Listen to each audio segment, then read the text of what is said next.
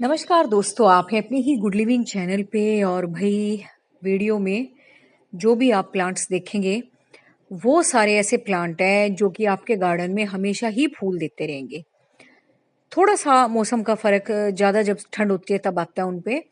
और तब भी हम सोचते हैं कि इनकी प्रूनिंग कर दें ताकि जो इनका ये थोड़ा सा रेस्ट करने का टाइम है वो भी निकल जाए। और जब इनकी नई नई ग्रोथ आए तो इन पे हैवी फ्लावरिंग हो। तो ये सारे वही के वही पौधे दोस्तों मैं आपके साथ डिस्कस करूंगी, जिनको कि आप छोटे छोटे कंटेनर्स में भी लगा सकते हो, अपनी बालकनी में भी लगा सकते हो। और जहाँ भी आपका सिटिंग एरिया है आउटडोर, वहाँ आप इनको लगा के खूब सारे फूलों की भरमार पा सकते हो इनसे आप। और बहुत आसान है दोस्तों इनको ग्रो करना। कोई आपको नर्सरी जाने की जरूरत नहीं है। अगर आपके पास ये प्लांट ऑलरेडी हैं या आपके आसपास भी लगे हुए हैं ना, तो वहां से भी आप इनकी ब्रांचेस खाली लाके इनको अपने गार्डन में ग्रो कर सकते हो। देखो, ट्राई करने में कोई हर्ज नहीं है। अगर आप बिल्कुल नए हो गार्डनिंग में तो भी ट्राई तो करना बनता ही है ना किसी ने कहीं से तो शुरुआत की होगी, है ना। और एक बार अगर आपकी अच्छी शुरुआत होगी, कुछ कटिंग आपकी ग्रो होगी, तो फिर आपका कॉन्फिडेंस भी बढ़ जाएगा।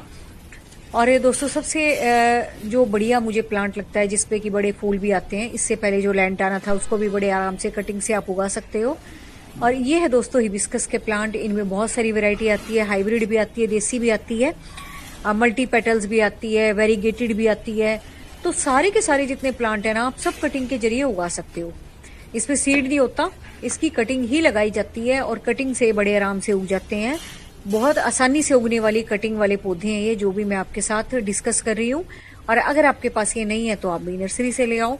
नेक्स्ट प्लांट है जो मुझे लगता है कि सारी गर्मी भर फूल देता है ये, और इसकी फ्लावरिंग भी बड़ी जबरदस्त होती है। और अगर आपके गमलों के बीच बीच में प्लांट रखे हुए हैं और इनके बीज भी झड़ झड़ के दूसरे गमलों में गिरते हैं, तो ऑलरेडी इनके प्लांट्स बनते चले जाएंगे, आपको उगाने की भी जरूरत नहीं पड़ेगी। और अगर आपने इसके प्लांट कटिंग के जरिए भी लगाने हैं तो वो भी आप बड़े आराम से लगा सकते हो। नहीं तो इसके सीड जो बनते हैं दोस्तों, सीड पोड बनते हैं, अगर वो फर्श के बजाय गमले में या मिट्टी में ही गिरे तो वैसे ही इसके बहुत सारे प्लांट बन जाते हैं। तो ये भी बहुत सुंदर प्लांट है, गर्मियों का हमेशा फूल देने वाला है।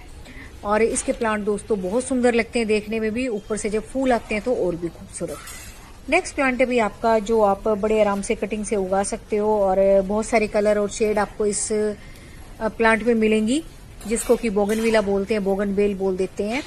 और इसको भी दोस्तों आप बालकनीज वगैरह में लगा सकते हो या ऐसी एंट्रेंस पे लगा सकते हो जहाँ अच्छी खासी धूप आती है और आप चाहते हो ज्यादा केयर भी नहीं करनी पड़े और फ्लावरिंग होती रहे। या आपका बाहर कोई एरिया है जहां आप चाहते हो फूल भी आते रहें और कम देखभाल भी मैं करूं, तो वहां भी आप इसको उगा सकते हो।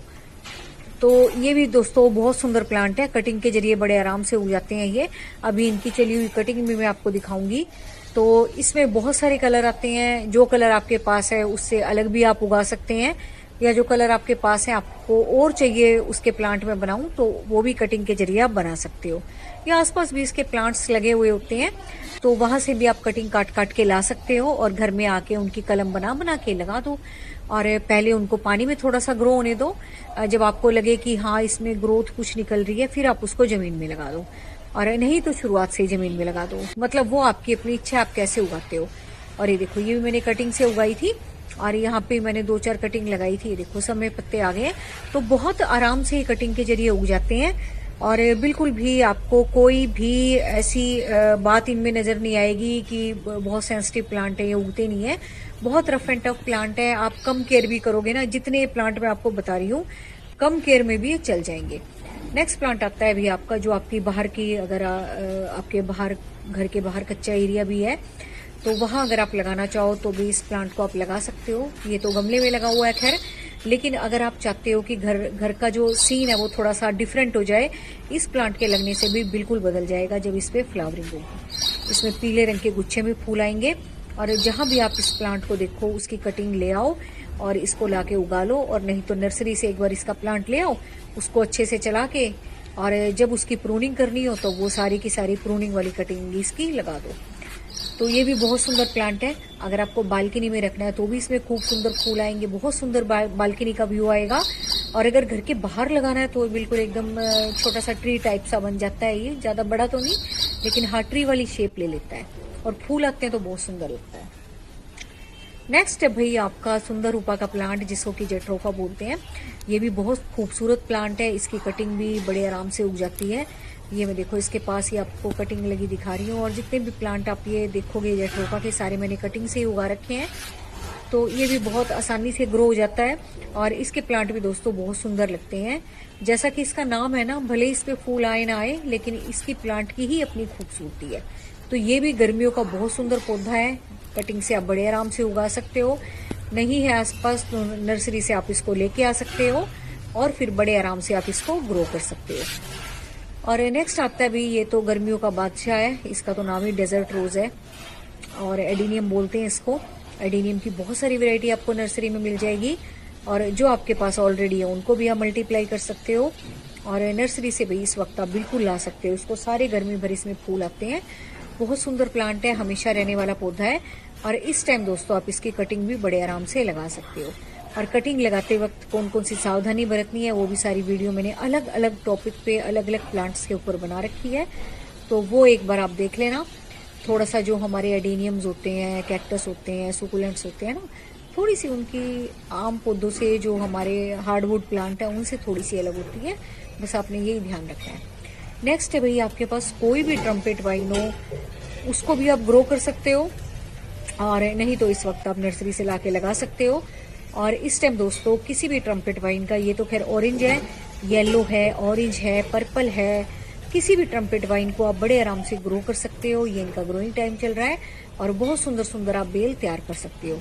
वो आपके अपने ऊपर है, आपने इसको बेल बनाना है या एक बुश टाइप सा लुक देना है, जो कि अच्छा लगता है। ये देखो कुछ चली हुई कटिंग मैं भी आपको अपनी दिखा रही हूँ। जब मैंने इसकी जो कटिंग थी वो मजबूरी में लगानी पड़ी थी, क्योंकि बिल्ली ने तोड़ दी थी बेल।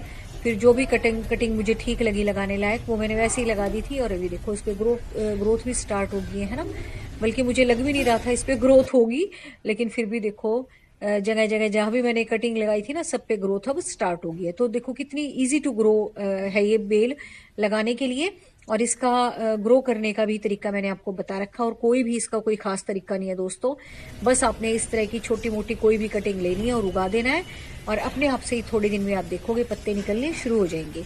पत्ते निकले मतलब नीचे भी जड़ बननी शुरू हो जाएगी।